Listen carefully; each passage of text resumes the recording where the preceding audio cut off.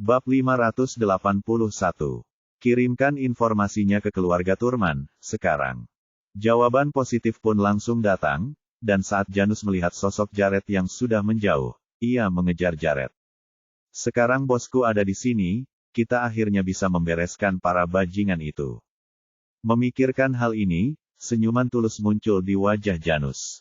Janus dengan senang hati mengikuti di belakang Jared. Pesawat mendarat tepat di tanah pribadi bangsawan, dan keduanya dengan cepat mengakhiri perjalanan mereka di tanah bangsawan. Para pelayan sudah menunggu kembalinya tuan mereka, dan Jared dengan santainya membubarkan mereka sambil berbalik bertanya, apa yang dilakukan Joseph akhir-akhir ini. Dia bertanya-tanya mengapa Joseph tidak menghubunginya selama ini. Ketika Janus mendengar tentang Joseph, ekspresi khawatir perlahan muncul di wajahnya. Misi yang sangat berbahaya telah muncul di pihaknya. Bagaimanapun, satu atau dua pejabat tinggi organisasi telah pergi, jadi dia harus menjaga integritas tim. Jared telah mengirim Joseph ke tempat yang sangat berbahaya. Memikirkan hal ini, Janus sedikit menggigil, mengira dia mendapat tawaran bagus di sini. Jared tidak bertanya terlalu banyak. Dia hanya mengetuk meja dengan lembut sebelum berbalik dan berjalan keluar. Bahwa aku melihat pemandangan itu. Orang-orang ini sungguh berani. Mereka benar-benar berani membuat masalah di wilayah saya. Memikirkan hal ini, Jared sedikit menyipitkan matanya, kilatan dingin menembus matanya. Aku akan memberi mereka pelajaran singkat. Saat dia hendak pergi, seseorang mengetuk pintu disertai dengan bunyi bel yang menyenangkan. Jared melihat rekaman yang dikirim dari pintu utama, seorang pemuda berambut merah berdiri di hadapan kamera. Anak laki-laki berambut merah itu menatap wajah Hustuaburgian yang luar biasa tampan itu dan tertegun, hingga butuh beberapa detik sebelum dia berbicara, apakah Anda pemimpin JJ Johnston Group? Jared memperhatikan warna rambutnya, dan sedikit ekspresi mengejek muncul di matanya. Informasi yang diberikan Janus sebelumnya dengan jelas menunjukkan bahwa lambang keluarga Thorn adalah payung hitam dan rambut merah khas mereka. Saya baru saja tiba, dan sekelompok orang ini segera mendapat kabar bahwa saya berada di Mecraunia. Mereka sangat cepat. Memikirkan hal ini, Jared berkata dengan acuh tak acuh, iya. Pria berambut merah itu memandangnya, seolah dia tidak menganggap dirinya pria seperti itu. Dia meliriknya lagi dengan rasa ingin tahu yang tak terselubung sebelum mengingat untuk apa dia berada di sini dan berkata, saya anggota keluarga Thorn. Dia dengan cepat mengumumkan siapa dirinya, menunggu seseorang dengan bangga mendengar jawaban Jared. Namun, pria yang berdiri di depannya tidak peduli sama sekali dan dia balas menatapnya. Kemudian, tanya Jared, Rain tercengang. Nama Thorn begitu terkenal sehingga semua orang di Mecraunia akan menyambut mereka dengan senyuman. Sudah lama sekali dia tidak menemukan sikap seperti itu. Dia tidak menyadari bahwa pihak lain terlalu meremehkannya dan senyuman di wajah Rain perlahan membeku, seolah dia mengira pihak terakhir mengetahui apa yang telah dilakukan keluarganya terhadapnya. Namun, dia segera menyadari dengan siapa dia berhadapan dan kemudian tersenyum lagi sambil berkata dengan nada merendahkan, tidak apa-apa. Hanya saja keluargaku ingin makan malam dan setelah mengetahui kedatanganmu di Mecraunia, mereka mengirimku untuk mengundangmu hadir. Mohon pertimbangkan bagus. Jared menatap ekspresi percaya diri pemuda itu dan menangkap kegelisahan di matanya. Bab 582. Ekspresi penuh pertimbangan muncul di mata Jared sebelum bibirnya terangkat sedikit, memperlihatkan senyuman yang amat indah. Senyum itu langsung membuat Rain terpesona, menyebabkan dia tidak menyadari rasa dingin di mata Jared. Tentu saja, jawab Jared datar. Ada sedikit ekspresi mengejek dan meremehkan di matanya, tetapi itu disembunyikan dengan sangat baik sehingga pihak lain tidak dapat mendeteksinya sama sekali. Setelah mendengar Jared setuju untuk hadir, dia dengan gembira mendongak dan berkata, terima kasih. Sekarang jam 9 malam ini. Kami menantikan kehadiran Anda. Rain berpikir, sudah kuduga. Kalau dia tahu kita yang melakukannya, bagaimana mungkin dia setuju untuk datang? Toh, bisa dipastikan ini benar-benar pernikahan merah. Jared tidak menjawab Rain saat ia memutuskan panggilan video. Hal itu semakin meyakinkan Rain bahwa Jared hanyalah seorang berwajah cantik, dan mustahil baginya untuk mencari tahu apa yang salah. Dia tidak mempermasalahkan betapa kasarnya Jared sebelumnya dan malah berjalan keluar dengan gembira. Janus, yang berdiri di sampingnya, memandang bosnya dan bertanya dengan bingung. "Bos, mengapa Anda menyetujui undangan itu?" Dia bertanya-tanya, "Kamu sudah tahu bahwa mereka adalah pelakunya, jadi mengapa kamu malah masuk ke dalam perangkap?" Kilatan melintas di mata Jared saat dia bermain dengan belati di tangannya, hasrat membunuh samar-samar berputar di sekujur tubuhnya. "Saya ingin melihat sendiri apa sebenarnya yang sedang mereka lakukan." Pada saat ini, Nicole telah tiba di tujuannya di bawah kegelapan malam. Dia melihat sistem navigasi yang telah dimasukkan sebelumnya dan mengangkat alisnya. Elia benar-benar memahami sifat mereka dan bahkan telah memilih titik tujuan mereka. Dodge Tomahawk melaju kencang di jalan-jalan, dan 15 menit kemudian, keduanya tiba di suatu tempat yang tidak terlalu jauh dari sebuah villa besar. Dengan status keluarga Ton saat ini, mereka masih belum layak memiliki tanah. Keduanya saling berpandangan, dan saat mereka melihat ke arah villa yang terang benderang, ekspresi terkejut tampak di kedua mata mereka. Sudah malam. Apa yang mereka lakukan dengan lampu yang masih menyala? Nicole melihat jam. Saat itu lewat 50 menit dari tengah malam. Dia telah mengatur waktu yang tepat untuk menyelinap ke dalam rumah pada saat semua orang dalam kondisi paling lelah, untuk menggeledah mereka. Ada sesuatu dalam pikirannya yang perlu dikonfirmasi. Namun, villa yang terang benderang itu dengan cepat membalikkan rencana itu. Nicole melihat arlojinya dan memutuskan untuk tidak menunda lebih jauh. Ia memberikan beberapa isyarat tangan rahasia, memberi isyarat bahwa dia akan berurusan dengan dua pengawal di gerbang depan sementara ia akan menyelinap masuk dari belakang. Ia kemudian akan menggeledah tempat itu dan bertemu dengannya di luar setelah 10 menit. Cal memberi isyarat untuk menunjukkan pengertian, tetapi pada saat ini, sudut mata Nicole tiba-tiba menangkap cahaya yang datang dari atas villa. Pandangannya menajam saat dia melihat villa di seberang, dan benar saja, ada kilatan cahaya sekilas yang datang dari atap villa juga. Nicole dengan cepat menunjuk gelangnya dan memberi isyarat kepada Cal untuk pergi sendiri dan menghubunginya kapan saja. Bab 583. Dia kemudian mengabaikan keterkejutan Cal saat dia memanfaatkan kegelapan malam untuk bergegas menuju villa di sisi lain. Dia begitu cepat hingga dia mencapai batas kemampuan manusia. Cal mengangkat bahu tak berdaya dan menerima rencana tidak konvensional rekan setimnya. Dia berdiri dan bersandar ke dinding saat dia mendekati dua pengawal kekar di dekat pintu. Tepat saat salah satu dari mereka tidak melihat, dia mencekik pengawal yang paling dekat dengannya dan kemudian menghantamkan pukulan karate ke pengawal lainnya sebelum pengawal lainnya sempat berteriak. Keduanya terjatuh ke lantai, dan Cal merasa senang dengan hasil karyanya sebelum melesat masuk ke villa keluarga Ton. Ia melesat mengitari semak-semak di taman untuk mendekati aula utama dan segera memanjat ambang jendela di sampingnya. Ia kemudian menggunakannya sebagai landasan peluncuran untuk melompat ke lantai 2 sebelum mengaitkan kakinya ke dinding dan menggantung dirinya terbalik. Postur ini akan menyembunyikannya dari pandangan siapapun di lantai pertama atau kedua. Ditambah lagi, dia juga telah memilih titik buta di antara patroli, dan dapat dikatakan bahwa dia sangat berpengalaman. Cal sedikit bingung. Dia tidak tahu ada acara apa hari ini hingga Ton akan mengerahkan begitu banyak penjaga seolah-olah akan terjadi perang. Penempatan mereka lebih terlihat seperti mereka berusaha menghentikan orang-orang di dalam agar tidak keluar, daripada menghentikan orang-orang agar tidak masuk.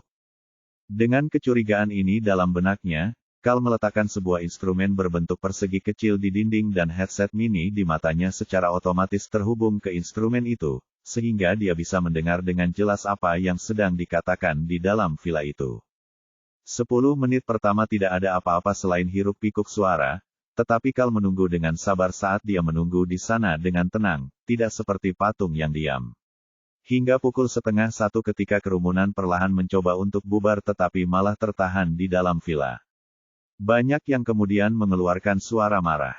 "Hei, brengsek, apa yang kau lakukan? Mencoba menahan kami di sini. Rainton, apa yang kau pikirkan? Kau sebenarnya adalah antek partai interkontinental. Berhenti." Di tengah keributan itu, rambut merah Rain tampak sangat mencolok. Dia dengan lembut menggali telinganya sambil dengan kesal mengeluarkan sesuatu dan menarik pelatuknya. Suara ledakan keras segera terdengar, dan Kal langsung mengerutkan kening. Ini adalah suara yang paling dikenalnya. Suara tembakan. Dia mengabaikan risiko ditemukan saat dia dengan cepat membalik dan turun tanpa suara.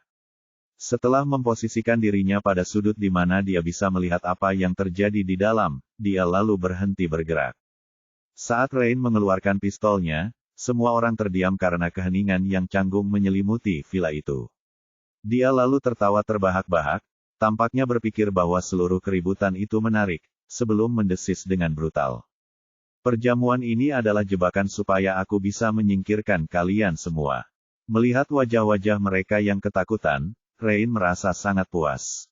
Sampai akhirnya dia melihat Jared, yang masih duduk di sana memainkan belati yang bertahtakan batu rubi gelap.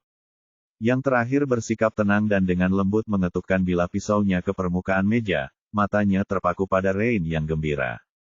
Seolah-olah dia tidak takut sama sekali. Ekspresi tidak percaya segera muncul di wajahnya, dan seolah tengah memikirkan sesuatu, dia menatap Jared dengan pandangan dingin dan mengancam sambil mencibir. Tentu saja, bahkan jika aku ingin menyingkirkan kalian semua atas nama keyakinanku, tetap ada urutannya.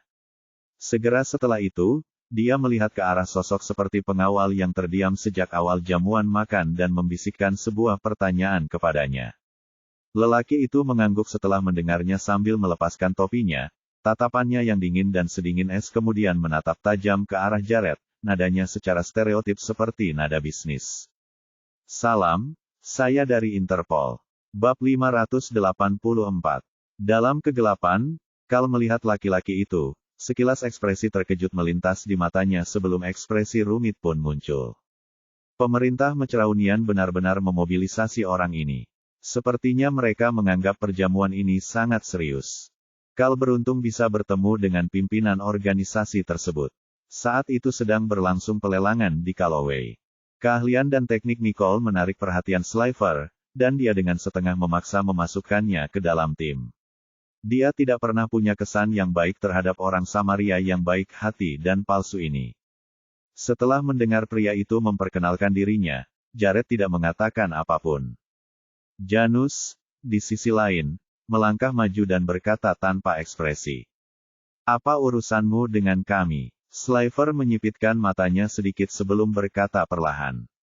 Demi perdamaian dan keadilan antar bangsa, saya mewakili pemerintahan Mecraunia. Saya harap Anda dapat menyerahkan 70% aset dan sumber daya pertambangan yang Anda miliki untuk digunakan oleh bangsa ini.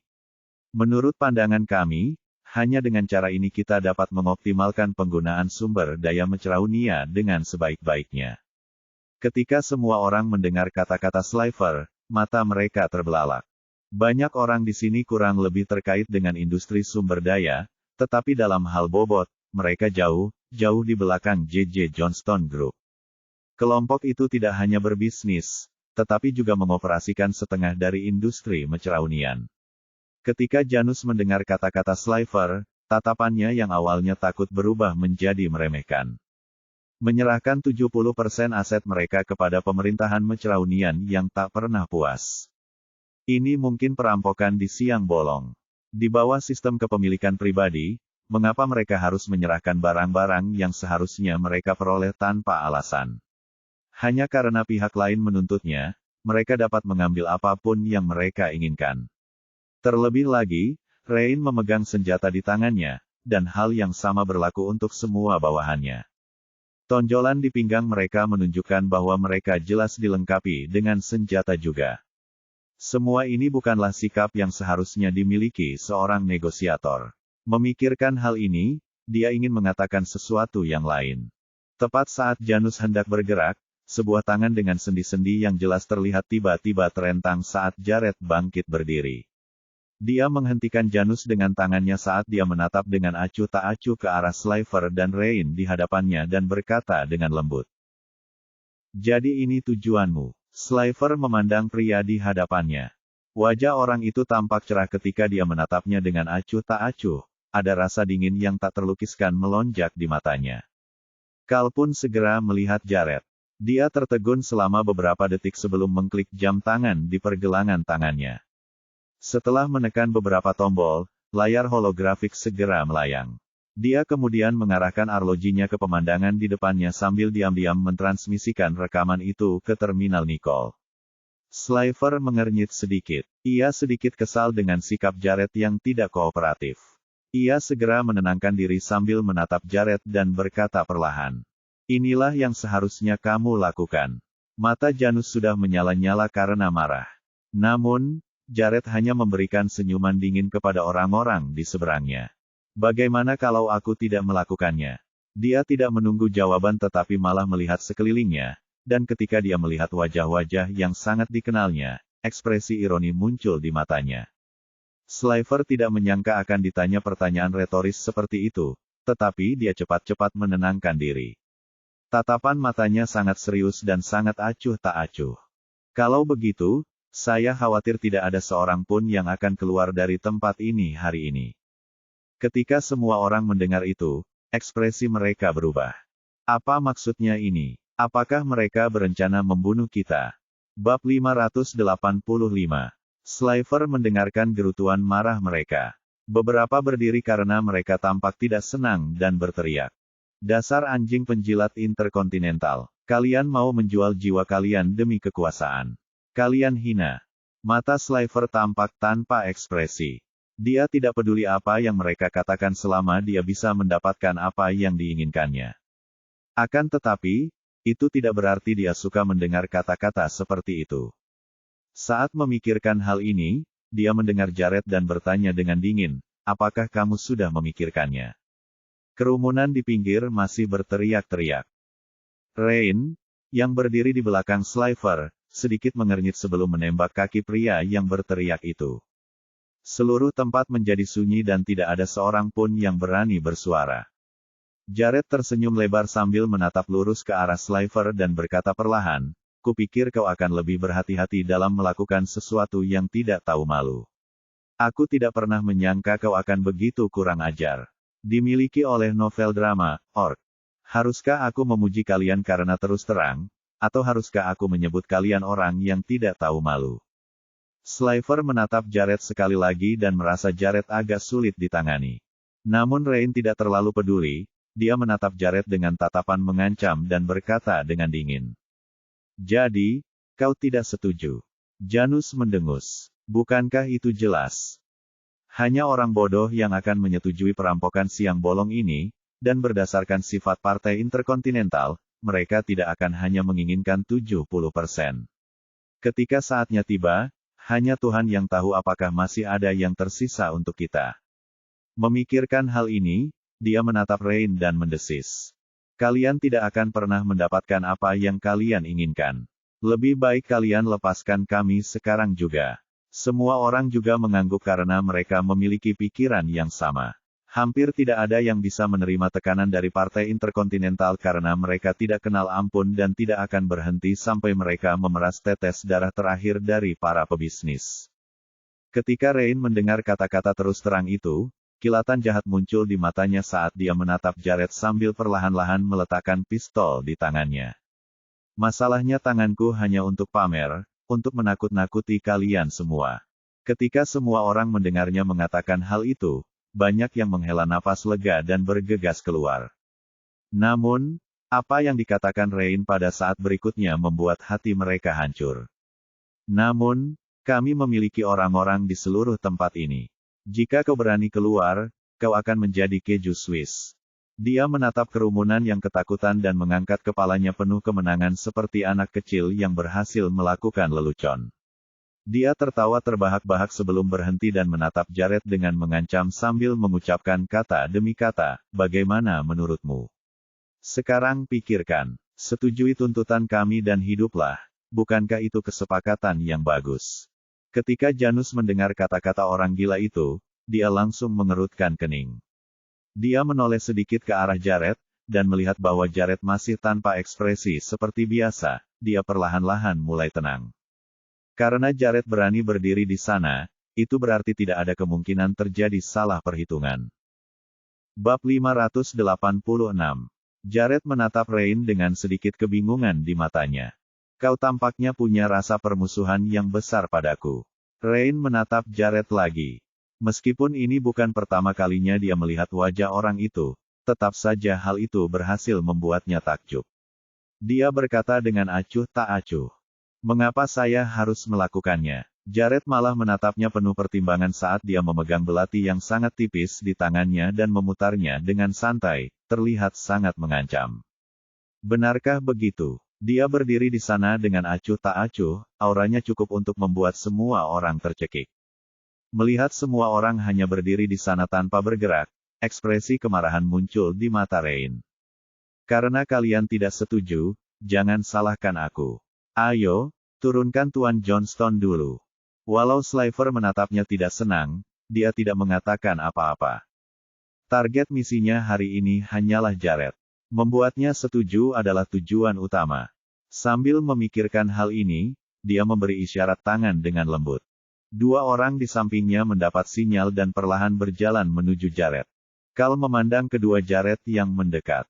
Sedikit ekspresi khawatir muncul di matanya. Dia sekarang bertanya-tanya apakah dia harus menampakkan diri untuk membantu mereka. Bagaimanapun, Jared adalah pacar Nicole. Jared menatap Sliver. Rasa dingin yang menusuk segera muncul di matanya. Orang ini mengejarku. Janus menjadi sedikit lebih berhati-hati. Dia terampil dalam bertarung, tetapi keterampilan pengamatannya jauh lebih buruk daripada Dino. Dia sekarang benar-benar menyesal tidak menganggap serius latihan bela dirinya dan tidak bisa melindungi bosnya dengan lebih baik. Jared tidak mempermasalahkannya sambil melihat kedua orang itu berjalan mendekat. Senyuman muncul di wajahnya saat ia dengan santai meluncur ke samping dan dengan sempurna menghindari tackle keras mereka. Keduanya tercengang. Gerakan yang mereka gunakan hanya berlangsung sepersekian detik, dan tidak ada seorang pun yang mampu menghindarinya. Apakah ini suatu kebetulan? Mereka menatap punggung Jared dengan pandangan samar ketakutan di mata mereka. Kali ini mereka menyerang tanpa ragu-ragu dan dua kali lebih cepat dari serangan sebelumnya. Namun, Jared tampaknya memiliki mata di belakang kepalanya. Dia hanya berbalik sedikit ke samping dan menghindari serangan mereka. Pada saat itu, mereka berdua tahu bahwa musuh mereka jauh lebih hebat dari mereka. Pada saat yang sama, semua orang di aula melihat kejadian itu dan berusaha menyelamatkan diri. Ada dua orang egois yang berteriak. Karena dia rekan terbesarmu, biarkan dia di sini dan biarkan kami pergi. Ya, hidupnya demi keselamatan semua orang. Bukankah itu kesepakatan yang bagus? Semua orang merasa terdorong oleh kata-kata itu, dan pandangan mereka ke arah Jared pun berubah. Dia tahu persis apa yang mereka pikirkan saat dia tersenyum dan berkata perlahan. Kau sungguh naif. Apakah kau pikir dia akan membiarkanmu keluar hidup-hidup setelah membunuhku? Sejumlah orang yang lebih pintar langsung diam, tetapi masih ada beberapa yang memiliki kilatan mengancam di mata mereka. Jika kita bisa menggunakan nyawa pesaing yang lebih kuat untuk menukar nyawa kita, seberapa menguntungkankah itu?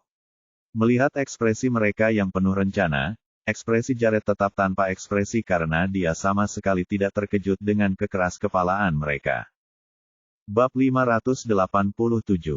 Rain menatap Jared dengan gembira. Ancaman di matanya memudar, tampak sangat normal sekarang, dengan sedikit kesedihan yang dibuat-buat. Namun, senyum di matanya tidak memudar. Tak ada orang yang memiliki wajah setampan itu dan tidak hancur. Jika ada orang yang harus disalahkan karena ketampanannya, itu adalah Jared sendiri.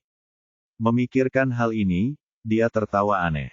Oh, betapa dahsyatnya. Tuan Johnston, orang-orang pasti membenci Anda. Sliver menatap Jared, dan kilatan dingin melintas di matanya. Cukup, hentikan omong kosongmu. Berurusanlah dengan yang lain dan minta mereka menandatangani perjanjian. Mengenai Jared Johnston, aku akan berurusan dengannya. Saat Sliver mengatakan itu, dia memberi isyarat sambil melihat. Sekelompok pengawal berpakaian hitam segera muncul dari sudut gelap dan mendekati Jared. Kedua pengawal Rain langsung mundur. Karena mereka tidak bisa mendekati Jared, lebih baik mereka mundur. Janus mencoba melindungi bosnya. Meski dia merasa keadaan akan sulit, dia tidak takut. Seolah-olah dia tidak menganggap orang-orang ini setara dengannya. Mobil, melihat pemandangan itu dan sedikit mengernyit. Dia sekarang yakin bahwa keluarga Ton dan Partai Interkontinental pasti mempunyai beberapa rahasia. Mungkin saja pemerintahan Mecraunian telah menjanjikan sesuatu kepada keluarga Tome agar Rain bertindak sembrono. Pasti itu harga yang mahal. Melihat Slifer, Cal menyipitkan matanya. Sampai mereka memanggil Slifer untuk menghadapinya, keberadaannya pasti mengancam seseorang, Cal tidak bisa menahan rasa takjubnya. Pria yang dipilih Nicole jelas bukan orang biasa. Tepat saat dia bertanya-tanya apakah dia harus menunjukkan dirinya, terdengar suara gemerisik dari komunikator saat suara Nicole tiba-tiba terdengar. Dia melihat pemandangan yang ditampilkan di depannya dan berkata dengan tenang. Diamlah, Cal, keraskan volume komunikator 10 kali lipat. Cal bingung, tetapi dia tetap melakukannya. Meskipun dia tidak tahu apa yang sedang direncanakan Nicole, dia tahu betul bahwa Nicole telah menyingkirkan semua ancaman. Sejumlah orang tergeletak di mana-mana saat darah menetes dari pecahan perak yang dipegangnya. Dia lalu mengibaskannya dengan santai sebelum menatap dingin ke arah penembak jitu yang diikatnya. Dia sudah menerima pukulan, tapi dia belum membunuhnya. Untuk saat ini, dia lalu meletakkan komunikator itu di hadapan si penembak jitu. Pecahan peraknya menempel erat di tenggorokannya. Bicaralah pada atasan Anda. Penembak jitu itu menelan ludahnya dengan takut. Dia menciutkan lehernya, tidak ingin berbicara, tetapi pecahan itu terlalu tajam, dan hanya dengan menekannya ringan ke kulitnya saja sudah cukup baginya untuk merasakan bahwa pecahan itu dapat menembus kulitnya. Melihatnya menolak, dia menekan pecahan itu lebih erat sambil berkata tanpa ekspresi. Tidak berbicara, pria itu segera menjadi bersemangat ketika suara tangisannya menggema di seluruh Vilaton. Rain, kita telah dikepung. Keempat pos penjagaan telah dihancurkan. Apa? Ekspresi Rain berubah seketika, wajahnya yang terkejut menjadi pucat. Semua orang menahan napas, tetapi mereka tidak percaya apa yang dikatakan oleh alat aneh itu benar adanya. Bagaimanapun, mereka diancam dengan todongan senjata. Namun, Slifer tahu anak buahnya tidak akan berbohong. Ekspresi tidak percaya tampak di mata abu-abunya saat dia menatap Jared dengan kesal, semburat ketakutan bahwa ada yang salah muncul di matanya.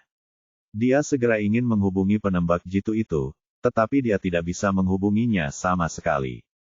Tatapan matanya berubah dingin saat dia menatap Jared dan mendesis. Suara penembak jitu memotongnya saat dia melanjutkan ucapannya. Kita sudah dikepung. Jangan bergerak melawan Jared Johnston, atau kita semua akan mati. Bab 588. Mendengar ini, orang pertama yang menduga Slifer adalah Jared. Pantas saja orang ini begitu tenang. Dia datang dengan persiapan. Saya benar-benar meremehkannya. Jared Johnston, kamu. Dia telah mengerahkan begitu banyak orang, namun Jared masih belum terluka. Ini benar-benar mengejutkan wajahnya. Jared berdiri di hadapannya, auranya mengesankan, seperti seorang raja yang berdiri di hadapan massa. Di belakang, Janus berdiri dengan hormat. Namun, pada saat ini, seorang pemuda keluar dari kegelapan dan datang ke sisi mereka. Ketika Rain melihat laki-laki itu, matanya melihat dan dia berkata dengan tidak percaya. Apa maksudmu? Kenapa dia ada di sini? Cal memandang Rain yang terkejut, dan meskipun wajahnya masih tersembunyi dalam kegelapan, rasa dingin di wajahnya masih terasa. Tidak perlu terkejut, Rain, katanya perlahan, suaranya rendah namun menarik, dengan nada memikat yang tak dapat dijelaskan. Kita harus menyelesaikan masalah ini dengan cepat atau lambat, kan? Apa maksudnya? Rain menatap mata biru Carlyle dan merasa cemas. Apakah dia tahu apa yang kita lakukan pada keluarga Turman? Ekspresi wajah Rain langsung berubah muram. Ia menoleh untuk mencari bantuan Slifer, tetapi mendapati bahwa Slifer tengah menatap Carlyle dengan serius. Jika orang ini ada di sini, maka mengingat apa yang baru saja dikatakan si penembak jitu, sesuatu yang terlintas di mata Slifer. Jika yang terlibat, maka tidak ada yang bisa menghentikan. Aku tak pernah mengira Jared mampu menggerakkan Aku benar-benar meremehkannya. Rain menatap Slifer, berharap dia akan mengatakan sesuatu. Lagi pula, Dia tahu bahwa secara tidak sadar dia lebih lemah saat menghadapi Carlyle. Namun, Slifer tidak melakukan gerakan apapun. Menatap dinginnya pada Jared seolah sedang memikirkan sesuatu. Jared mengabaikannya tetapi malah terkejut bahwa Cal ada di sini. Namun, dia sudah bisa menebak identitas Cal, jadi dia tidak banyak bicara. Dia lalu berkata pada Rain dan Slifer, karena kalian tidak bisa menahanku di sini, aku akan pergi kalau begitu. Dia tidak menyadari apa yang sedang terjadi, tetapi dengan adanya Cal di sini, dia tahu gadis itu kemungkinan besar juga ada di sini. Tidak heran dia bilang dia harus pergi beberapa hari yang lalu, ternyata. Saat dia memikirkan hal ini, dia tidak bisa menunggu lebih lama lagi saat dia berbalik dan meninggalkan villa keluarga Ton. Apakah kamu hanya akan melihatnya pergi seperti itu? Rain menjadi sedikit panik. Namun Slifer tidak berani bergerak sedikit pun. Karena dia takut pada mengungkapkan mata itu di kegelapan. Setelah mereka meninggalkan villa, Cal mengerutkan kening sambil berkata kepada Jared. Silakan saja dulu. Masih ada yang harus saya urus. Sebelum Jared sempat menjawab, dia pergi dengan tergesa-gesa. Bab 589. Ekspresi Jared berubah menjadi cemberut, tapi dia tahu lebih baik untuk tidak menghentikan Cal, meninggalkan Nicole tanpa dukungan apapun. Janus menatap punggung Cal dan berbisik. Bos, apakah kamu ingin aku menyelidiki siapa yang ikut campur malam ini? Lagi pula, bosnya tidak mengatur siapapun untuk mengepung tempat ini. Jared menggelengkan kepalanya saat dia melihat ke arah berlawanan dari Cal yang berjalan, dan sebuah senyuman muncul. Hubungi semua orang kembali. Tidak perlu memantau tempat ini lagi. Hubungi kembali pengawasan satelit. Janus ingin mengatakan sesuatu, tapi Jared sudah pergi. Dia memandang bosnya, perlahan menyeringai, lalu bergumam pada dirinya sendiri. Kami baru saja selamat dari penyergapan, dan bahkan jika Anda datang dengan persiapan, suasana hati Anda tidak harus baik, bos. Lagi pula, menyusun strategi saja membutuhkan waktu. Memikirkan hal ini, Janus mengambil headsetnya dan memberikan beberapa perintah sebelum berbalik mengikuti Jared dan meninggalkan tempat itu. Rain berdiri di belakang Slifer dengan wajah marah. Dia dengan hati-hati mengamati ekspresi Slifer dan tidak berani berbicara dengan santai. Jika kita tidak bisa menyingkirkan orang itu dengan kesempatan seperti itu akan menjadi jauh lebih sulit di masa depan. Aku jadi penasaran, siapa yang membantu Jared? Kalau tidak, dia tidak akan bisa melarikan diri. Saat Rain memikirkan hal itu, Slifer berbalik. Dia segera pergi ke beberapa villa lain di dekatnya dan melihat semua bawahannya tergeletak di tanah sambil mengerang kesakitan.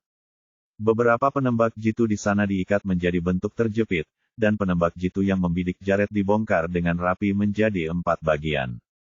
Meskipun hal itu tidak menghentikan mereka untuk menyatukannya kembali, setidaknya hal itu memastikan bahwa mereka tidak punya waktu untuk mengejar Jared. Ekspresi menyenangkan muncul di mata Slifer. Bahkan setelah bertahun-tahun, cara S dalam melakukan sesuatu masih sangat gesit dan cerdas. Apa yang dilakukannya sangat bersih dan sederhana, namun tetap menjaga prinsip dan esensinya. Jika musuh-musuhnya tidak menyakitinya, dia juga tidak akan pernah menyakiti mereka. Rain mengikuti di belakang dan sedikit marah karena kekacauan itu. Ia kemudian mendesis keras, Tuan, jangan khawatir, saya pasti akan mencari tahu siapa orang yang merusak rencana kita. Awalnya dia mengira Slifer akan puas dengan apa yang dia katakan, tapi dia tidak menyangka pria yang sangat patuh pada aturan ini akan menatapnya dengan dingin dan berkata, tidak perlu. Apa? Kali ini Rain tercengang. Dia tidak mengira Slifer akan begitu toleran terhadap orang-orang yang berdiri di sisi Jared. Slifer menghela nafas sambil perlahan menutup matanya saat dia mengingat bekas luka yang mengerikan itu. Saat dia membuka matanya lagi, tidak ada emosi yang tersisa. Aku berhutang budi padanya. Rain mendengar nada suaranya dan terkejut. Namun, melihat wajah dingin Slifer, dia tahu lebih baik untuk tidak menanyakan pertanyaan itu. Dia kemudian perlahan membuka mulutnya dan menanyakan pertanyaan yang paling mengkhawatirkannya. Saya telah memimpin keluarga Ton untuk mengkhianati keluarga Turman, dan sekarang saya telah mengkhianati pengusaha terhebat di Mecraunia. Hari-hari kita akan sangat sulit, Tuan. Anda telah melihat semuanya. Sliver berbalik dan menatap orang yang tidak berbeda dengan nyamuk lalu berkata dengan lembut. Apa yang kamu inginkan? Katakan saja. Ekspresi keserakahan muncul di mata Rain. Alasan dia bersedia menjadi bagian dari partai antar benua adalah karena dia sudah terlalu lama mendambakan sesuatu, dan hal-hal kecil yang didapatnya selama ini tidak lagi memuaskannya. Maka dia tersenyum lembut dan berkata, saya tidak meminta banyak, Tuan. Saya memerlukan salinan cetak biru mobile armor yang dimiliki keluarga Thurman. Sudah cukup. Sliver melirik Rain dengan tatapan peringatan di matanya, tampaknya tidak senang dengan keserakahan yang tak pernah terpuaskan yang dimiliki Rain. Namun akhirnya, dia mengangguk pelan. Selama kamu bisa mendapatkannya. Mata Rain langsung berbinar ketika dia melihat ke arah Sliver dan berkata, tunggu saja. Bab 590. Nicole dan Cal kembali ke kediaman Thurman saat dia memarkir Dodge Tomahawk di belakang. Dia kemudian mengucapkan selamat tinggal pada Cal sebelum berjalan ke kamarnya. Pada saat dia kembali ke kamarnya, kilatan putih keperakan itu menghilang secara tidak terduga karena pasti disimpan oleh Elijah. Dia membuang muka, dan ketika dia melihat barang di mejanya, dia berhenti sejenak. Meskipun komputer menyala, layarnya berada dalam mode tidur. Namun, kertas di depan komputer menyebabkan matanya sedikit bergerak. Meskipun pihak lain telah mencoba memulihkannya, Nicole telah menguasai pola tertentu ketika dia meletakkannya, sehingga dia dapat mengetahui sekilas bahwa seseorang telah menyentuh selembar kertas tersebut. Ada seseorang yang masuk ke kamarnya dan melihat chip yang dia masukkan ke dalam komputer. Nicole segera memeriksa dan memastikan bahwa tidak ada seorang pun yang menyentuh komputernya. Orang tersebut tampaknya yakin bahwa Nicole tidak akan dapat menemukan apapun bahkan dengan chip di tangan. Milik hak cipta N0 Drama, Org. Oleh karena itu, pihak lain hanya menyinggung cetak biru yang disederhanakan itu. Memikirkan hal ini, mata Nicole bergerak sedikit ketika dia menyalakan komputer lagi dan dengan santai meretas kamera pengintai di lantai 3. Saat dia melihat orang-orang yang datang dan pergi saat dia keluar, dia sepertinya mengunci sesuatu dan segera mengirimkan pesan. Hampir 2 menit kemudian, pihak lain mengirimkan barang yang diinginkannya. Dia melihat nama itu, tapi tidak ada kejutan di matanya. Keesokan paginya, Cal mengetuk pintu Nicole, dan ketika dia melihatnya membukanya, dia memiringkan kepalanya sedikit dan tersenyum agak konyol. Ayah memanggil kita ke bawah. Katanya ada tamu yang datang. Nicole mengangguk pelan sambil meletakkan benda itu di tangannya dan bangkit untuk pergi bersama Cal. Sepanjang jalan, Cal sedang berbicara dengannya, dan ketika mereka sampai di lantai 2, ledakan obrolan terdengar di belakang mereka saat sekelompok gadis dari keluarga cabang Thurman berjalan bersama. Gadis yang memimpin itu berpenampilan manis, tidak seperti boneka yang sangat lembut. Semua orang mengelilinginya dan sepertinya mengatakan sesuatu padanya, namun dia terlihat sedikit murung. Sampai ketika dia melihat Carlyle, matanya berbinar. Tampaknya mengetahui apa yang dia pikirkan, gadis-gadis lain juga menggodanya saat mereka menemaninya menuju Cal. Vera dengan malu-malu menatap pria di hadapannya saat rona merah muncul di wajahnya. Dia terlihat sangat cantik saat dia berkata dengan agak malu-malu. Halo, Carlyle. Cal memberinya tatapan bingung. Faktanya, dia sama sekali tidak ingat gadis ini, tapi karena sopan santun, dia masih mengangguk padanya. Segera setelah itu, dia membuang muka dan terus berbicara dengan Nicole seolah dia tidak ingin memberikan perhatian sama sekali pada gadis itu. Vera melihat pemandangan mempesona di hadapannya saat matanya yang malu membeku. Baru pada saat itulah dia memperhatikan Nicole dan mulai menyadari hal terakhir. Dia tidak ada di rumah kemarin, tetapi dia mendengar gadis-gadis itu memberitahunya bahwa Carlyle telah membawa kembali seorang gadis Hustuaburgian. Dia tampaknya merawat gadis itu dengan baik, dan bahkan tuan keluarga memperlakukannya dengan sangat berbeda, bahkan menyerahkan wewenang kepadanya. Semua ini sebelumnya ditangani oleh Bibi Mary. Dia awalnya meremehkan rumor tersebut tetapi dari kelihatannya, cara Carlyle memperlakukan wanita itu benar-benar mengejutkannya.